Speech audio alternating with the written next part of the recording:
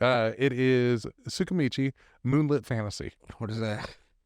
It's an isekai. What's an isekai? Go to another world. Oh, one of those. Yeah, there's always a bunch of those. So What is with that weird genre? It's like my life wish. I'm 13 years old and I died and I went to a better. Like you haven't started your life at all. I don't understand if you were 89, right? Well, a lot of the new ones and a lot of there's a lot of them that it's middle aged, like salary workers that pass away.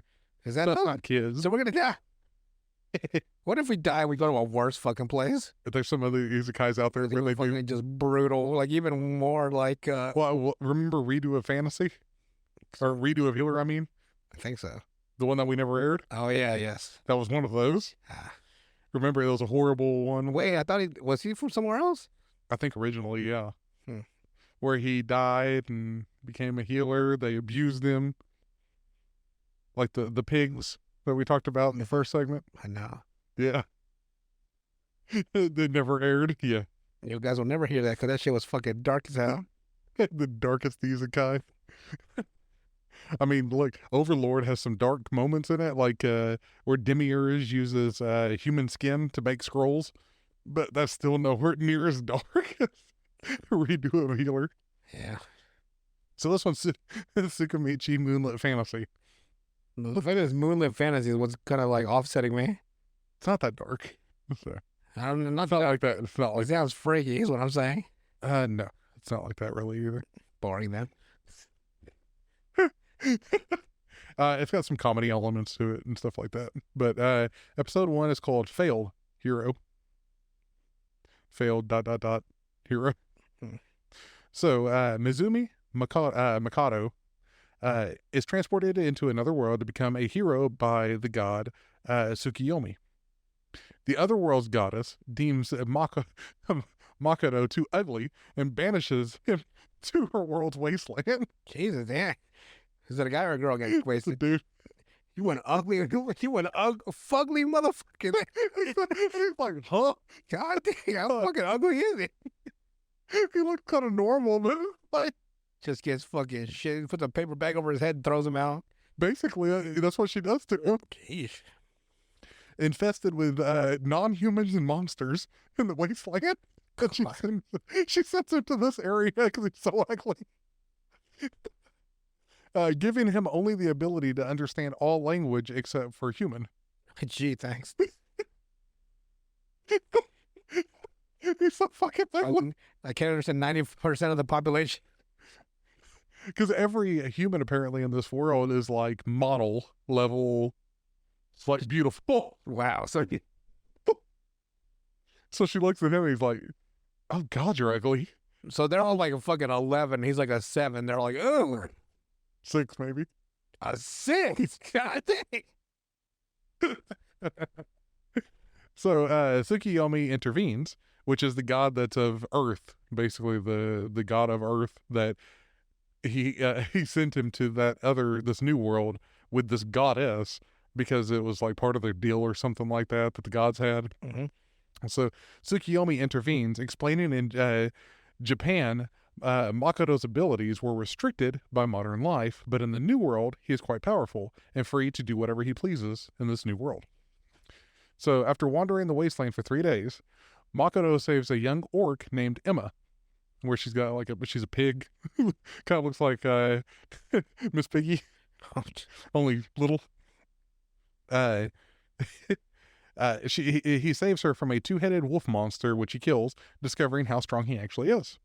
Emma explains she was supposed to be a sacrifice to the god Shin to dispel the fog around her village so her crops would grow. She takes him to her village, where Makoto begins to learn magic, like fireball, the basics that you would normally get in good lord, in these fantasy style anime. Makoto decides to destroy Shin. Turns out as a giant dragon who uses the fog to create illusions. So like think Chinese dragon type dragon. Yeah. He becomes intrigued by his memories of Japan. So this Shin dragon can see Makoto's memories, basically.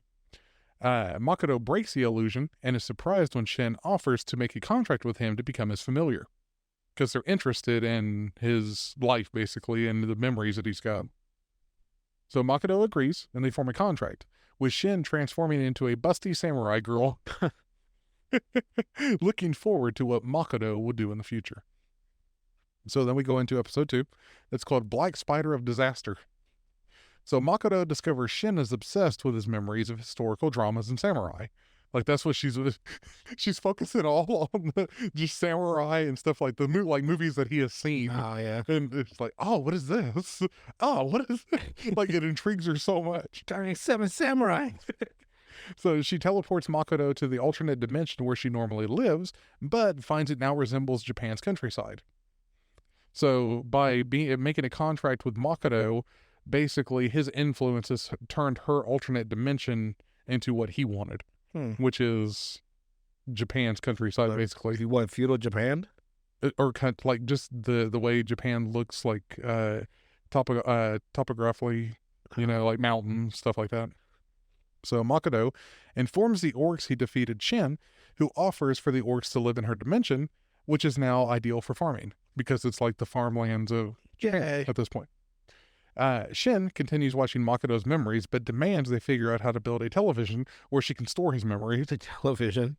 Because she sees what a television is. How the fuck is it make a television? Half of the stuff we use in this modern world, we don't know how to fucking make. Exactly. So Makoto decides to discover more about his parents, whom Tsukiyomi, the god, told him were born in this world that he's in now before moving to Japan. So apparently they dimension hopped at some point, and that's why Tsukiyomi, the god of Earth, had to deal with this goddess of this world to send him back, because his parents moved to Earth. God dang, this is going just everywhere. Yeah. Are you following this so far? Sort of. Everybody's just hopping dimensions left and right like Rick Sanchez. Yeah, kind of. Shin appears when an injured dwarf explaining their dimension is being attacked by a spider called the Black Disaster, that is cursed with eternal hunger and consumes everything. Get in my belly. I wish it was Scottish, like the Mike Myers character from, it'd be fucking hilarious. Get in my belly. It's basically the way it is there. So Makoto manages to completely obliterate the spider, but collapses as the spider regenerates. Shin tries to intervene, but the spider suddenly declares the extreme violence has satisfied its, masochistic hunger. He's just like, I'm hard as a rock right now. See you guys later. And she is determined to stay with Makoto forever at this point. Fucking. So I got a spider companion. Shin suggests the spider also form a contract with Makoto to gain a human form, and she agrees with Shin performing the ritual despite Makoto being unconscious. Fucking titties just flop out. No, she's kind of like more like a one of those traditional Japanese girls, like from the old school feudal. What, geishas? Not geisha, just the dress, like a kimono and stuff like that. Makoto awakens and finds he has a new, similarly busty female servant. I bet your titties be flopping out. Who makes him slightly nervous. So he's got Shin, which was a dragon, and then he's got the other one now, where she was a spider, a giant spider, and they're both like forces of nature in this new world.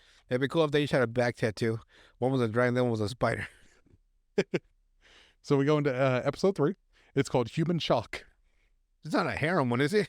No. It's like a harem one at this point. By the end of the series, like 107 women. It's not that far now. It's not classified as a harem anime due to the fact that there's a bunch of different races that end up living in this world, and they're not all female. So you can't classify. All right. He's got the 2, basically. Those are the 2 main characters with him. Episode 3, Human Shock. The dwarf is revealed to be Baron, an elder dwarf capable of crafting artifacts. Baron also moves his artifacts. Aren't by nature artifacts to be old? I'm sorry, I've been reading too much English grammar. Remember, this is from Japan. So. I know, but I'm just saying, an artifact is an item that's old. You can't just make them and be like, here you go, it's an artifact. Goddamn artifact. It's a fucking watch you made an hour ago. Baron also moves his village into Shin's dimension, the dragon's dimension now. Shin and the spider request personal names, so Makoto renames Shin Tomoe after Tomoe Gozen, which is a character of, I believe, samurai type thing. Tell me. Oh, that's the female samurai. Tomoe Gozen. I think it's a real person. Yeah, it was a real person. And names the spider Mio. Makoto discovers while he is unconscious that Tomoe and Mio go recruiting, and his village is now populated by orcs, dwarves, mist lizards, and similar spiders. Oh, shit. So Makoto returns to the normal world and finds a human village, but they attack him. Tomoe explains that Makoto's magical aura is so strong that humans probably mistook him for a demon lord. Ouch. So not only is he so not only is he considered ugly in this world, He's now considered a demon. because his looks and his power. Shit. So Makoto spends months learning the human Only a language. demon will be as ugly as you. It can't Be a human. And since he can't speak the language either, he speaks Well, yeah, that bitch. Dude, that get shit away. So Makoto spends months learning the human language and has the dwarves craft items to suppress his aura, because they have the ability to make magical items, basically, like all dwarves. I mean, not you, but I would just make him one where like he just like breathes into a little gourd. He's like, oh, and then like he puts it away, right? And all his powers are in that little gourd. And then he takes like a little vape and he fucking powers up again. Simple. Like if you put all your powers in this gourd, and then you have like a little situation where he loses the gourd, so he's powerless. And he's got to find it for that episode. Now if I can get to the gourd back. no, these are rings that they make him, where they absorb his power throughout the day. God dang, Chi. Yeah. And then they eventually have like chains going to each one of them, because they keep breaking because he's got so much power. This writer wanted to be complicated. So, entering the human village posing as merchants, they register at the Adventurers Guild. Tomoe and Mio break records by being 4 times as powerful as the next strongest adventurer. Yeah. While Makoto, due to his suppressed aura, ranks level 1, weaker than a child. Holy shit. Weaker than a child. Because they say, oh, maybe his aura is too strong. We need to get this other scroll. And then he gets the other scroll and it bends too, because it's just too much. There's no power. Shit. Because he's being suppressed by these artifacts that he's got now. So Tomoe learns a dragon she knew, Lancer, has been killed by an adventurer named Sophia Bolga. Makoto notices the price of commodities is unusually high and that people have begun following them. Tomoe prepares to foil a night attack on their wagon. While buying food, Makoto and Mio are approached by a young girl. And that's how the episode ends.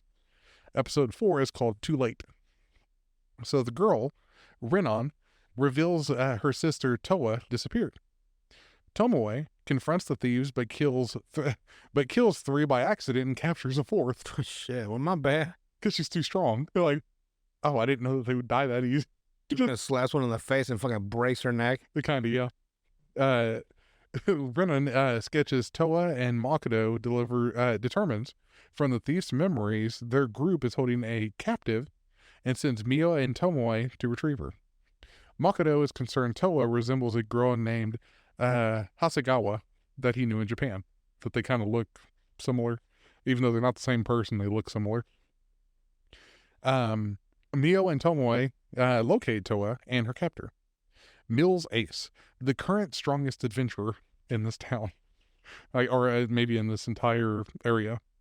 Renan sneaks away and tells the thieves Makoto's wagon is full of expensive fruit, but he has already sold it. The thieves insist she steals Makoto's gold to pay Toa's debts. Mills, the thieves' secret leader, reveals a demon lord recently approached the city and had a bounty placed on his head, so he wants Mio and Tomoe to help hunt it, not realizing the demon lord was Makoto. Yeah. Figured it would be. It's like there was a new demon lord go hunt him down, and it was just Makoto.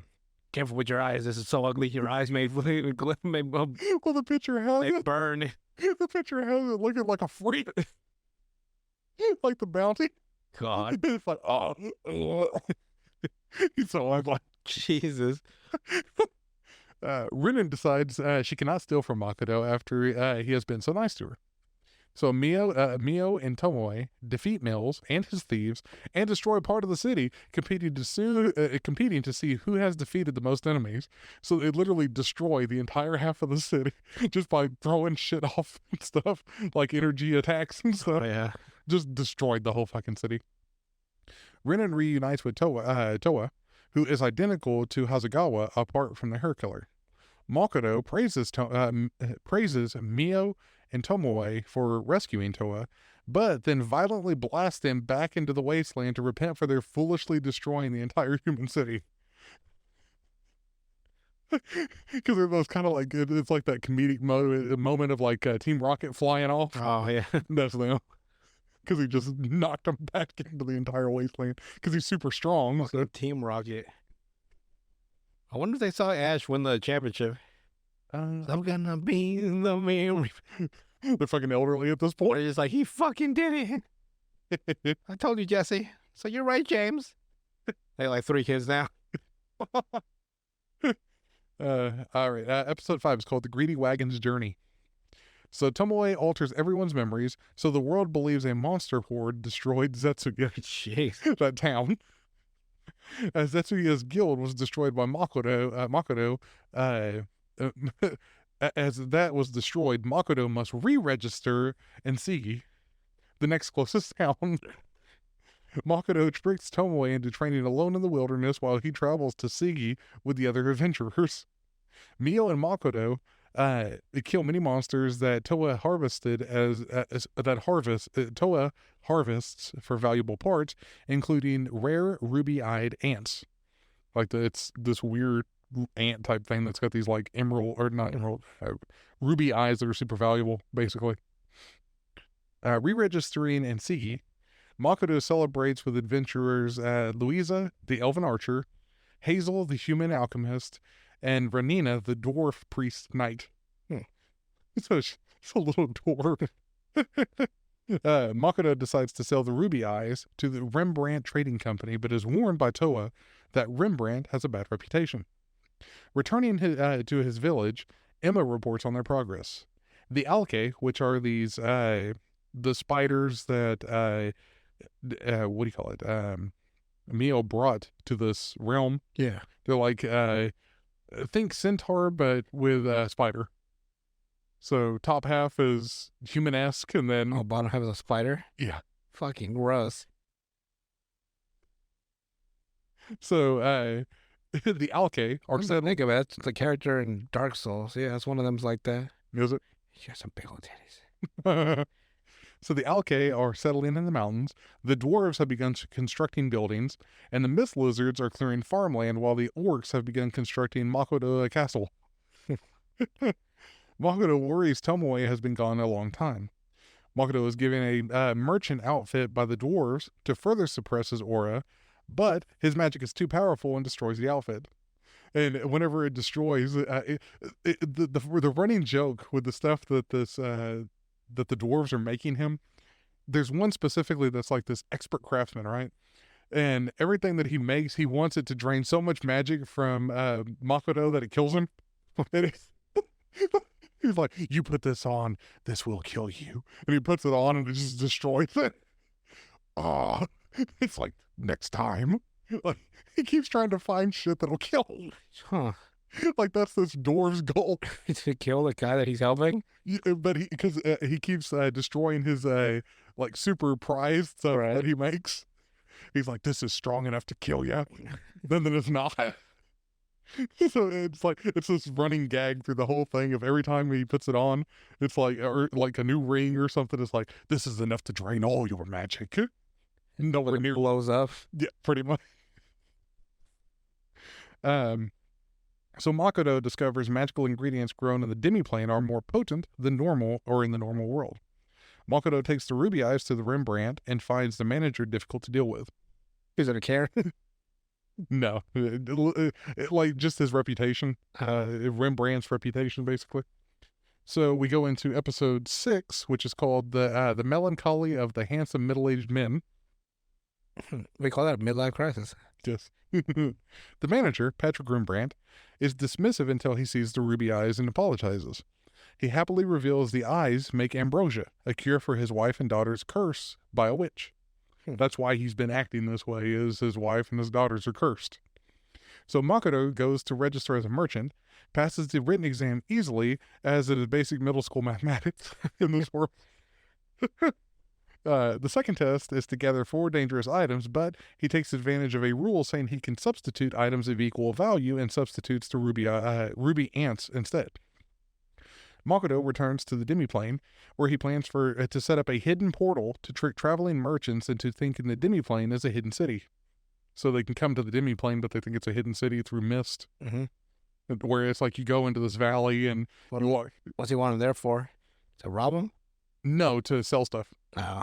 But he doesn't want them to know that it's an actual different plane of existence. Right. So he creates this portal to be able to do that. Trade demiplane items and then return home, creating a demand for demiplane products. Locating Tomoe with Mio, Makoto realizes Mio has become addicted to his memories of anime and children's cartoons. Tomoe and Mio are confused when Makoto chooses to sleep alone rather than pick one of them to have sex with. They just don't understand why he doesn't want anything from them. I mean, He's like, no, I'm good. Maybe he's just homosexual. Who knows? Well, no, it's that whole comedic thing again where he's like bright red whenever they try to say something to him. The famous, trope. And they decide to come up with a seduction plan between the two of them. Forewarning, it doesn't work. I imagine not. Hazel agrees to Makoto's request for help to brew the ambrosia.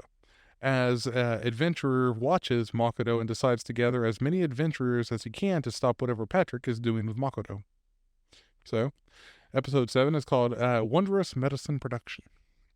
So, Patrick secretly has the witch doctor who cursed his family dead. Hazel brews the ambrosia, and Makoto he restrains Patrick's wife, which is Rembrandt. He has him dead. Confused. He just kills him? Yeah. Patrick discovers that the witch that the witch doctor who cursed his family is dead. Okay. I'm sorry if I read it weird, but he discovers that the witch doctor who cursed his family is dead at this point. He's like, fuck. Yeah. Fuck. So Hazel brews the ambrosia. Makoto can restrain Patrick's wife, Lisa, who has become a monster, and Patrick successfully administers the ambrosia to her. Using this method, they also cure Patrick's daughters the same way they did. Be funny if the joke was that his wife never changed. He just always assumed she was that crazy. You know what I mean? She's got bald hair, bald head and stuff, and hair falling out, red eyes. Like, yeah, It's hilarious. Like, he just never acknowledges she's cursed. Like, she's always like that. That's just her. She's that time of the month, you know. Women, am I right? She fucking throws a fireball at him.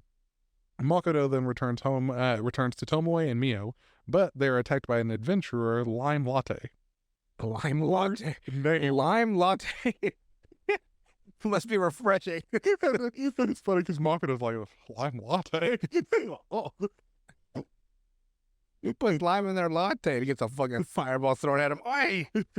And his numerous allies. After defeating all 200 enemies, Lime claims he only wanted a sleeping curse to be put on Lisa and her daughters as revenge for Patrick preventing adventurers who displeased him from finding further work, many of whom later died on quests far too dangerous for them to handle, and has no idea why the witch doctor cursed them into monsters. Yeah, fucking blackball the hell out of him. Yeah. Lime apologizes to Patrick, who decides to let him live. And Lime retires from adventuring at this point. He opens up a little, he ironically opens up a fucking soup kitchen or something instead of a coffee shop. That doesn't make any sense. Like, welcome to Lime Latte. We make the best soups in the city. Like, shouldn't you make coffee? Coffee? Why? No reason. So Tomoe, who has seen in Lime's memories that he sends his wages to the orphanage where he grew up, Aww. gives him a katana forged by the dwarves and hires him to spy for her. Meanwhile, despite his gratitude to Makoto, Patrick considers what to do with Makoto starting a competing company in his town. Returning to the demiplane, Emma informs Makoto yet another problem has arisen. That's where we end on episode 7. Episode 8 is called Demiplane Ranking. The warriors in Makoto's village are depressed after training, and Makoto learns it is his fault, as during training, he overwhelms them so completely that they lose their self-confidence when they try to spar with him. He just destroys the shit out of them. So he also realizes the various species do not train with each other, so he arranges weekly competitions, inspiring them to strengthen themselves and each other, so that way they can learn different tactics and stuff like that. Yeah. Since they're different species and they've never really fought, aside from maybe wars and stuff like that in this world, they're not used to like showing their secrets to each other. So he gets them to start doing that. Makoto, Mio, and Tomoe re-register as adventurers and are immediately asked to train an adventurer to replace Lime Latte. Fucking Lime Latte, god dang. The fucking legend of Lime Latte. Makoto chooses Toa and asks Tomoe to train her. Though Tomoe is troubled as she knows Toa resembles a girl from Japan and worries Makoto misses his former life. Kapan?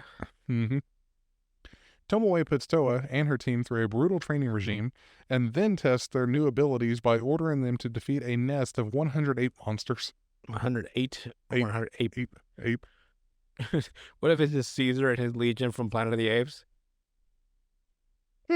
And this proves them to be the strongest adventuring team. Apes don't want war. Yes, they do. They always want war. Makoto decides to collect ambrosia flowers, the flowers eaten by the ruby ants, to make their eyes valuable. He also decides to rent shop space from Patrick, the Rembrandt. Hi, I'm Patrick. Who realizes Makoto wants to rent, as buying would bring him to the attention of the Siki Kingdom, who would ask him to spy on Patrick. Basically, he's like, oh, so you just want to rent rather than buy, because then it wouldn't look as bad, like, for the government. Like, he does this whole thing in his own mind. That sounds weird. Why he's doing it. This is perfect. It makes perfect sense. If I don't buy it, I won't have to sign the paperwork, and it won't be in my name. So when they find out it's me, they'll never find I'm the greatest spy ever. He fucking climbs up a chimney and escapes. And you're like, what the fuck is he doing? So Patrick agrees to arrange the shop space for Makoto in a neutral city not allied to any kingdom. And that's where we end that one. Episode 9 is called Eat or Be Eaten. So the village throws a party to celebrate. That happens a lot in orgies. You either eat or you're eating. The village throws a party to celebrate Makoto opening his trading company. Akane reveals they have located ambrosia flowers in the outside world, but decided not to harvest any as they are protected by elves. Mio and Tomoe sense Makoto dying repeatedly during archery training. So apparently, while he's training his archery skills, they perceive him as he's dying constantly, which is real weird. Weird? Right. Real weird. So basically what it is Tomoe deduces that whenever Makoto clears his mind to focus on the target, he unintentionally merges with the environment and dies for a split second. Even though he doesn't realize, like, his mind is becoming so clear that he kind of like dissipates and comes back whenever he fires arrows, which is real weird, which feels to Tomoe and Mio as if he has committed suicide. This has caused his mana to increase to God's level. So every time he dies, he's like reborn, and his levels keep going up higher and higher without him even noticing it. We call it mana. Mana. We got a bit of mana. He guys has a little bit of mana. If he continues, the goddess who banished him to the wasteland will see him as a rival and try to kill him. The one that called him ugly. It's like, oh. She comes to meet him for a peace accords, right? Like, if it isn't the ugly motherfucker. So Makoto returns to the human world and is approached by a prostitute who he is Very fitting. So he's dragged away by the furious Mio and Tomoe. Like, oh, hell no. Oh, hell no. They declare they are tired of waiting So for... they don't beat the shit out of the hooker. They declare they are tired of waiting for him to grow up and will have sex with him immediately. Makoto panics and flees through a portal. I don't blame him. He's like, oh, hell no. Stay off my fucking dick, you whores. And he fucking dips. Fucking climbs up a chimney and escapes. The dwarves forge more powerful mana-suppressing equipment for Makoto. Mio apologizes for her and Tomoe's behavior, so Makoto invites her to help negotiate with the elves that have these ambrosia flowers. Other adventurers also appear to steal the flower, one of whom is is the Oh, prostitute. shit. That one person you can never fucking get away from. The last person you want to see is the person that constantly runs into you like, fuck. You've had those experiences. Yeah, like, fuck. Fuck. And cause the elves to attack immediately. You just fucking walk in and you're like, get this motherfucker. Episode 10 is called Hidden Ogre Village. So Makoto teleports the adventurers to the demiplane and then makes peace with the elves, Aqua and Eris. Makoto meets Nilgastori and other elders. Nilgastori's son, Adano, is angry the barrier protecting the forest is weakening. Makoto meets Aqua and Eris's master, Mondo, a powerful warrior. Mio, the spider lady, suspects Mondo is possessed and overhears a telepathic conversation between Ando and an unknown person about demons. Later, a spirit frees itself from Mondo's body and drains the life from Adano, killing him for associating with demons. Makoto identifies it as a lich and captures it. So Tomoe reveals that she was the dragon who created the barrier at Nilgastori's request many, many years ago. It was me, Barry. It was me all along. Because these ogres are like, we had a dragon create this barrier, and it's like, oh, that was me. Oh, okay. They don't even acknowledge it. Oh. The lich explains he accidentally became a lich while trying to become a Grant, a human that can freely travel between alternate worlds like a god. That's why he became a lich. His research. He fucking failed, or he tried. He failed at it. Like, Have a lich. failed miserably. Yeah. Tomoe reveals he has it the wrong way around.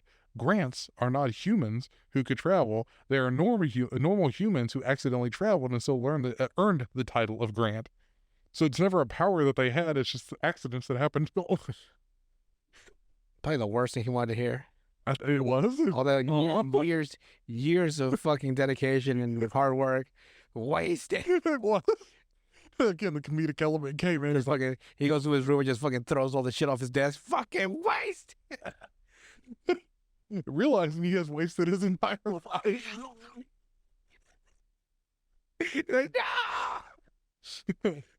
On an impossible goal. The lich happily accepts Tomoe's suggestion of forming a contract with Makoto and teaching him about magic. The adventurers decide to escape the demiplane that Makoto had forced them to. Forming a contract returns the lich from a skeleton to a young and attractive dude instead. He's like, fuck. He's like, son of a bitch, because since he's ugly. Right. Well, fuck. He's like, he can't be ugly too. A magical explosion occurs in the village, causing Tomoe to collapse at this point. An unexpected explosion, right? So episode 11 is called Goodbye. Goodbye. So Makoto and the lich can heal the injured. Makoto realizes the explosion forced open the portal to the outside world. Examining the memory fragments of the racist prostitute. Racist? Wait, when did this part? Because she hates all the demi-humans. So she's a racist. I had no idea. I didn't even. I glossed over that part. A prostitute. A racist prostitute. That's funny. Been a random shit. I ain't taking your money. I don't like orcs. Or elves or dwarves. So Makoto sees that she and her comrades attempted to steal magical items, and whenever the guards intervened, one of the rings full of Makoto's magical powers exploded, killing Tomoe's child fragment and an orc. Ouch. Because Tomoe can create like these little fragments that have their own like consciousness almost, but they're like mini kid versions that run around to go do whatever they want to do. Right. And one of those were guarding this warehouse storage, basically. Makoto follows and coldly kills the prostitute in revenge. Damn, sound out of character. Yeah, he just killed her. After the funerals, because again, these people died. After the funerals, Makoto learns from the lich, now named Shiki, that he can see the prostitute's memories because memory viewing is one of Tomoe's powers. A sign they trust each other implicitly. Though this makes Mio jealous.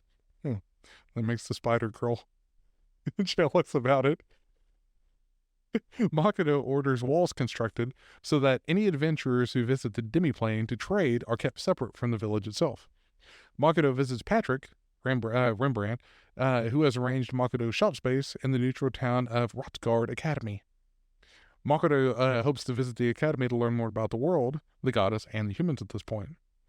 As he may be gone for a considerable time, he takes only Shiki with him and gives Mio and Tomoe more memories as gifts, so that way they can keep themselves preoccupied while he's gone, because otherwise they may destroy every fucking thing.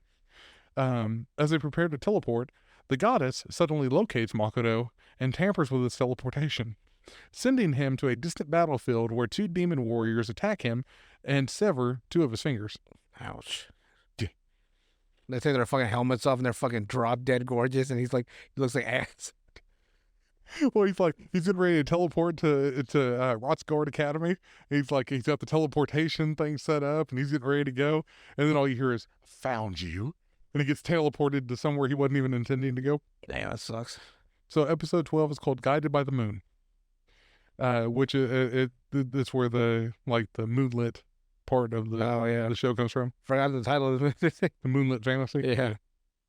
Again, there's season 2 already out too, which is still going on right now. So it does continue after this. But episode 12, final episode of the season.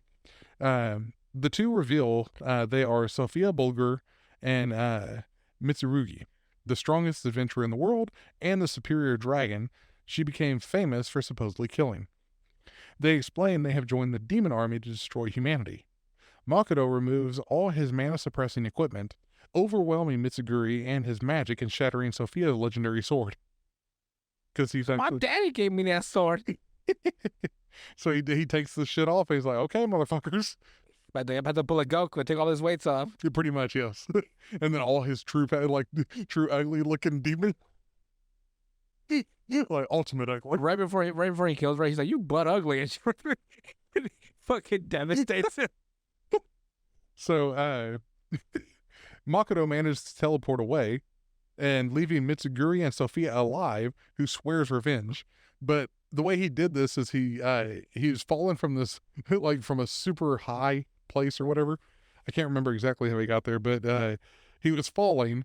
So he got these rings that he had and he just chucked the motherfuckers down, exploded. So that way he didn't die on the impact, because he has this ability to create barriers almost around himself. Mm-hmm. And he was able to protect himself from the explosion, but the explosion created a fucking crater lake because it was so powerful just from the rings that he had. Which again, these 2 people were left to survive, obviously, and they're swearing revenge at this point. Like, you still ugly. Patrick receives word of the army's destruction from a powerful mage, but does not realize it is Makoto. Shiki. He doesn't realize his lime latte. So you got a story to tell you. Shiki believes the goddess used Makoto to destroy the army and maybe watch them. Tomoe reveals that she created another fragment named Komoe, using Makoto's mana from a... Komoe or comb over? Well, they're girls, so Komoe. Her hair is just combed over the side because she's bald on top. That would be funny, And she created him, or created him. Then come over, She created Komoe using Makoto's mana from a discarded ring. And Mio is furious when Komoe calls Makoto Papa. Papa? Makoto finally opens Am I going to be as ugly as you? When I grow up. A 6. Why, you little motherfucker?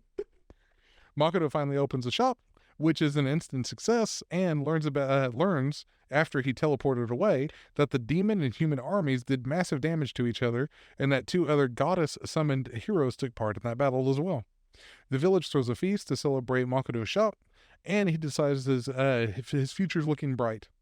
Still, the feast is interrupted by another fight between Mio and Tomoe, causing Makoto to change his mind that his immediate future is quite annoying. So it ends on a kind of not necessarily wholesome note, but... They should make an anime where a supremely powerful entity, right, mm-hmm. who's terrorized the world for years, finally gets fed up with being evil. So he opens up a little shop in the town, and the town is constantly under siege from powerful entities. And all he wants to do is have his little shop, and there's a running gag where some little kid always steals gum, and he's like, "You little son of a bitch!" and like every time like there's like conspiracy in the castle of like demon lords trying to take over the king's throne, and he like all he wants to do is open a shop, and but every time so he gets pulled and does all this bullshit. So all I want to do is fucking open my little shop and sell my little trinkets because I'm retired and they just won't let me stay retired. Actually, It's like Michael Corleone. anybody out there? I know there's an anime that's like that. Send me the title. I guarantee you, there's one out there. Like every day, like he opens up at 8 in the morning, and by fucking 9 o'clock at night, he's got to fight some monsters. It's like, damn it. Yeah. And like, I know there's an anime out there called "Couldn't Make It as a Adventurer," so I decided to open up a shop. there you go. There's one. There's. I guarantee you, there's one out there. I just don't know the title. There's probably one that's like just common sense that I can't even think of. But yeah, and that's Tsukimichi Moonlit Fantasy. Like it's like the end credits is him just like over the table, like looking at the fucking bill, like fuck, with the fucking calculators. Kind of like One Punch Man, but like him having to struggling to keep his shop open for meals. Like I guarantee you. $8.95 for what? How he's constantly looking for the deals and stuff like Right, that. like trying to make sure we get the best deals for his shop. It's like, wait, I saw you buy this toilet paper at the other shop for $4, and you were selling each pack for $1. And then that was a 4-pack. You're selling each fucking roll for $1.50. What the hell are you doing? It's like, what? You're lying. Yeah. I know there's one out there. Just if you know it, put it in the description or in the comments. I mean, let me know. But yeah, what'd you think so far? Not too bad. No, it's good. I mean, it's at least comedic. That's the biggest thing. It's got harem-esque stuff in there, but it's not like to the extreme or anything. Only two that I'm, yeah. Yeah. Like I said, he's got 2 girls that love him, but everybody else like respects him I more. can't even get one. And he's like according to this world. Just fucking fugly. I'll show you a picture of what it looks like. Ugly. Oh, fuck. Wouldn't it be like the most average looking guy? That's the funny part. You want an ugly motherfucker. He's just like fucking just ugly as can be. Uh,